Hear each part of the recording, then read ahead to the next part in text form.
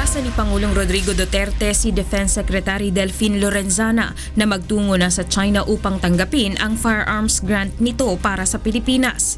Ginawa ng Pangulo ang pahayag ng dumalaw ito sa Northern Luzon Command sa Camp Civiliano Aquino, San Miguel, Tarlac kahapon. Magkadakahiyaan na Nandiyan na yung armas, gusto nila ibigay.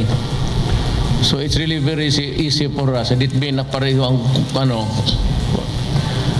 hindi na tayo kailangan maghihingi pa sa iba because they're willing to give it hindi naman free, but it's a grant actually. If it's a grant payable in 25 years, that is really practically giving. Wala namang detalyeng ibinigay ang Pangulo kung anong uri ng mga baril, gaano karami at magkano ang kabuoang halaga ang nakapaloob sa naturang arms deal. Ayon naman kay Defense Secretary Lorenzana, mag-uusap pa sila ng Chinese government hinggil dito.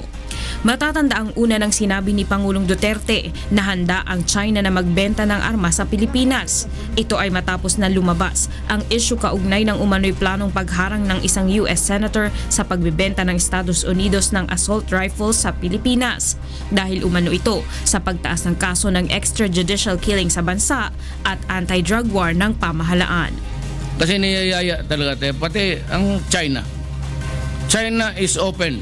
Anything you want. Pinadalan pa akong brochure. Kaya sabi niya, mamili ka dyan, bigay namin.